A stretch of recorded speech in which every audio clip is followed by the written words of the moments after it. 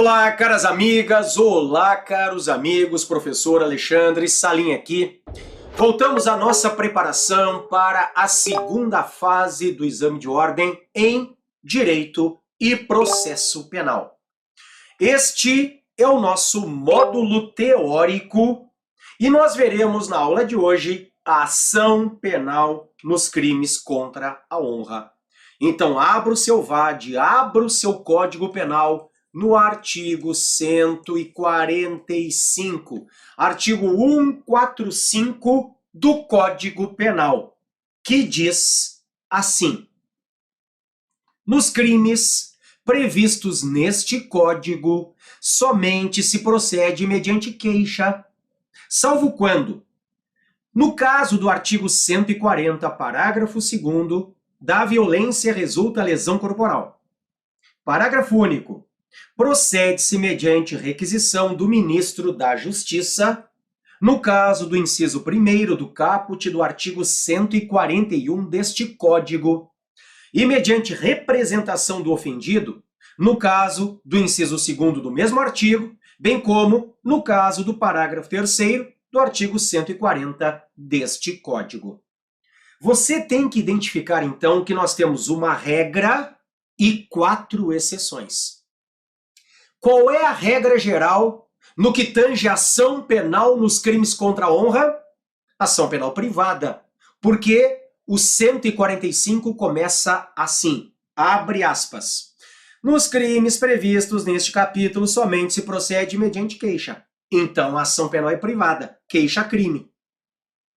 E aí vai vir a primeira exceção, salvo quando? Primeira exceção.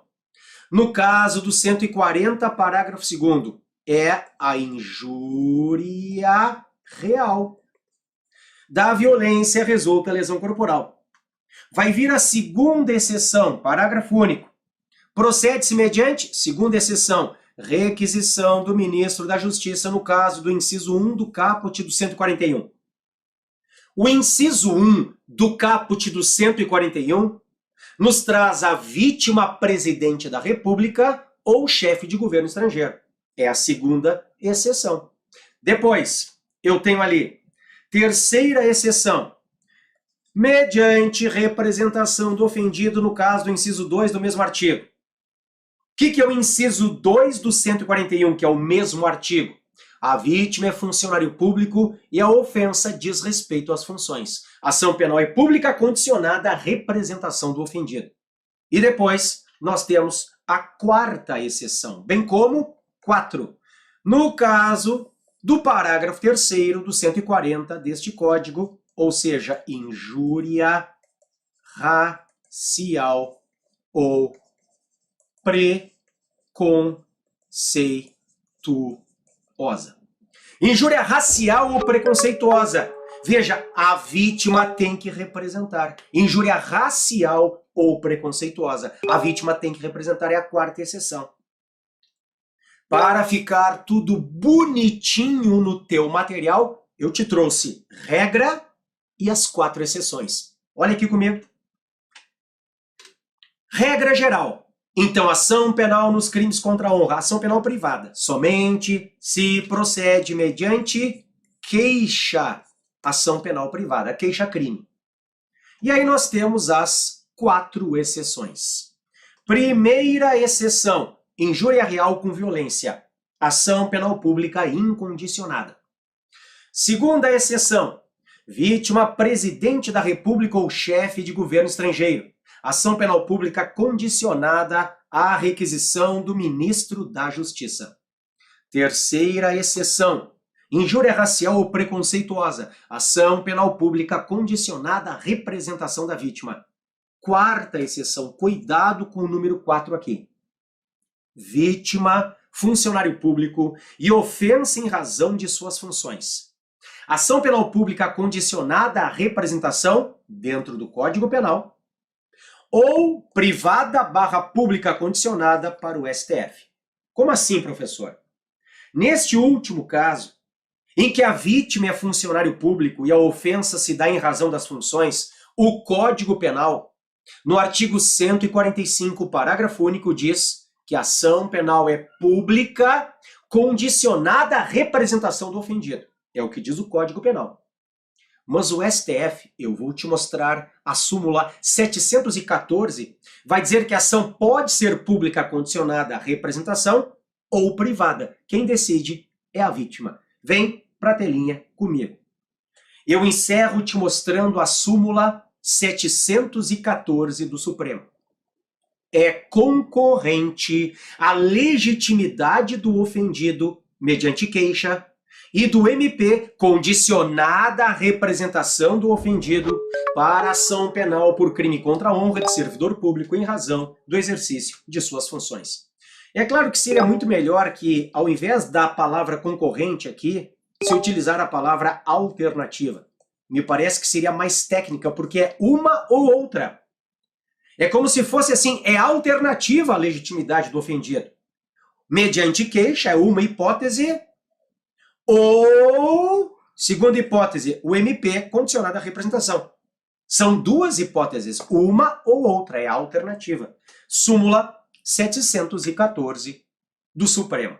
Ok, te desejo bons estudos, até a próxima e, como sempre, aquele abraço. Olá, caras amigas, olá, caros amigos, professor Alexandre Salim aqui. Voltamos à nossa preparação para a segunda fase do exame de ordem em Direito e Processo Penal. Este é o nosso módulo teórico e na aula de hoje nós veremos aspectos gerais dos crimes contra a honra. Nós temos que começar lembrando que existe uma honra objetiva, chamada também de honra externa, e uma honra subjetiva, chamada também de honra interna. Então, na aula de hoje, aspectos gerais de todos os 3 crimes contra a honra: a calúnia 138, a difamação 139 e a injúria 140, todos do Código Penal. Depois, nas próximas aulas, veremos cada um desses crimes em espécie. Aula de hoje, repito, aspectos gerais dos 3 crimes contra a honra. E eu começo conversando contigo sobre a honra objetiva. Honra objetiva, honra externa. É a mesma coisa. É o conceito que os outros têm de mim. 2 crimes ofendem a honra objetiva, a calúnia e a difamação. E agora vem a pergunta que não quer calar. Em que momento se consumam estes crimes? Porque veja, estes 2 crimes, calúnia e difamação, ofendem a honra objetiva, a honra externa, aquilo que o outro pensa de mim. Então, qual é o momento da consumação da calúnia e da difamação? Quando uma terceira pessoa, que não a vítima, toma ciência da ofensa. Repito, a calúnia 138 e a difamação 139 se consumam quando uma terceira pessoa, que não a vítima, toma ciência da ofensa. Vamos lá.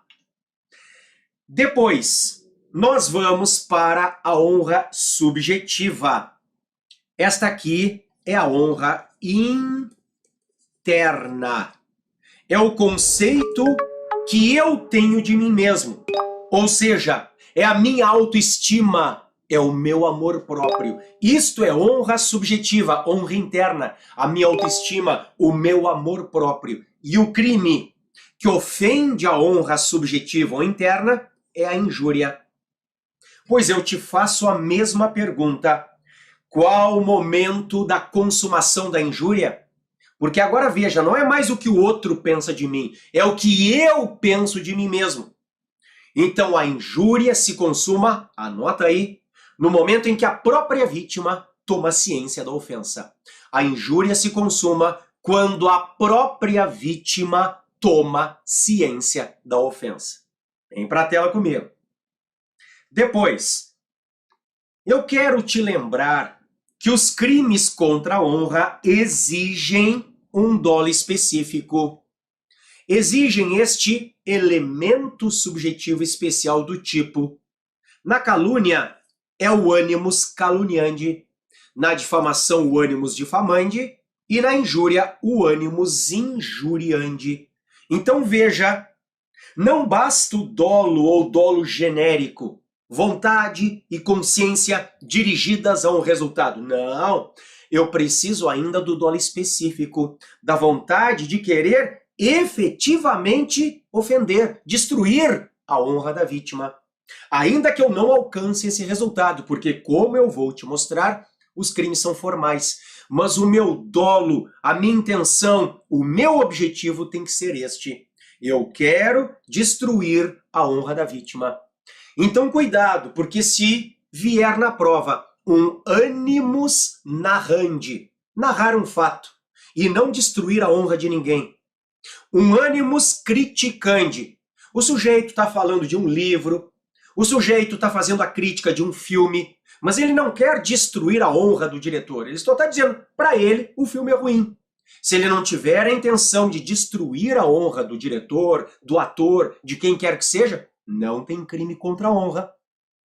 E, sobretudo, do animus jocandi, que é aquela intenção de brincar. Animus jocandi. Eu não estou falando a sério, eu estou brincando.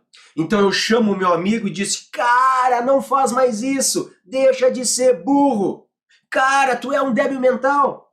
Quer dizer, o amigo fala para o outro. Falou com dolo? Falou com dolo, mas não com dolo específico de querer destruir a honra da vítima. Se não houver o dolo específico, não há crime. O fato é atípico. Repito, se não houver este dolo específico voltado a querer destruir a honra da vítima, o fato é atípico. E, finalmente, lembre, os 3 crimes contra a honra são delitos formais.